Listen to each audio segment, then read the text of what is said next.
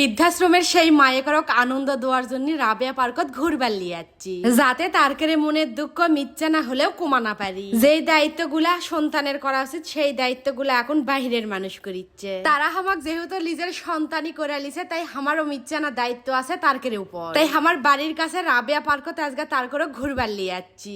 আমার এটা দেখা ভাল লাগিছে যে তারা এতদিন পরেও আমাক চিনা পারিছে। এই মানুষগুলোর ভালোবাসা পাওয়াও কিন্তু একটা ভাগ্যের ব্যাপার। হয়তো জীবনে কোনো ভালো কাজ করেছি, তা না হলে কি আল্লাহ আমাকে এই মানুষগুলোর সাথে মিশার সুযোগ করে দিলনি? সামান্য আনা আনন্দ পায় যে তারা এত খুশি হবে আমি আগে ভাবিনি। আর তার করক আনন্দ দেওয়ার জন্যই আমার এত কিছু করা, যাতে তারা মিথ্যা না হলে হাসা পারে আমার জন্য।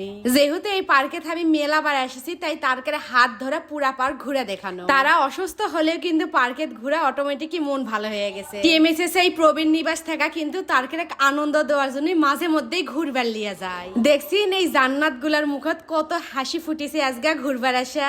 যাক, আল্লাহ যে আমাকে আরো একটা ভালো কাজ করার সুযোগ দিছে, আলহামদুলিল্লাহ। এই মায়েকের মুখের দিকে তাকালে মনে হয় এত কষ্ট করে কি হবে 2 দিনের এই দুনিয়া, যাতে শেষ বয়সটা কাটান লাগে সেই বৃদ্ধাশ্রমের যায়। তারকেরে বয়স হলেও কিন্তু তারকের আচার আচরণ এখন একবারে ছোট বাচ্চার মতো। তারকেরকে আনন্দ দেওয়ার সুযোগ করে দেওয়ার জন্য পার্কের মালিকক অসংখ্য অসংখ্য ধন্যবাদ জানাই, কারণ তারাই বৃদ্ধ বাপ মায়ের জন্য কিন্তু 1 টাকাও টিকিট লাইন। আসলে দুনিয়াটাতে এখনো ভালো মানুষ বেঁচে আছে দেখায় দুনিয়াটা কিন্তু টিকা আছে।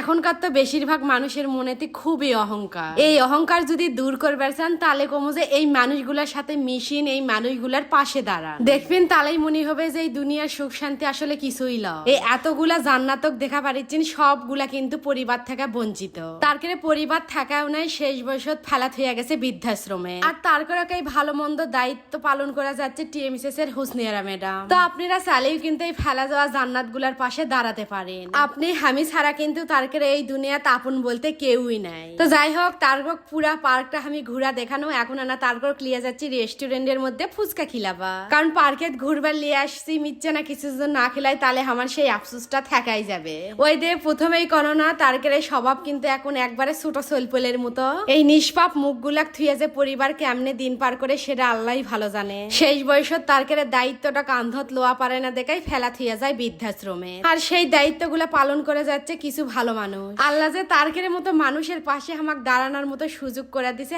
আমি এতে অনেক খুশি। সেই বিকালে আসিছে পার্কত ঘুরবার, মানে পার্কত ঘুরা তারকের মনে ভরিচ্ছে না। তারকের ইচ্ছা যে তারা আরো পার্কত থাকবে, না হলে হামাক সাথ করে লিয়ে যাবে। এই জন্যই তো একটা চাষি কান্নাও শুরু করে দিছে যে হামাক তার লিয়ে যাওয়াই লাগবে। এই মায়া ভালোবাসা পাওয়া কিন্তু সত্যি একটা ভাগ্যের ব্যাপার। কিছু করার নাই, তারকে এখন শেষ বিদায় দিচ্ছি। রাবেয়া পার্কটা ঘুরে যে তারকে এত ভালো লাগছে তারা বলে আবার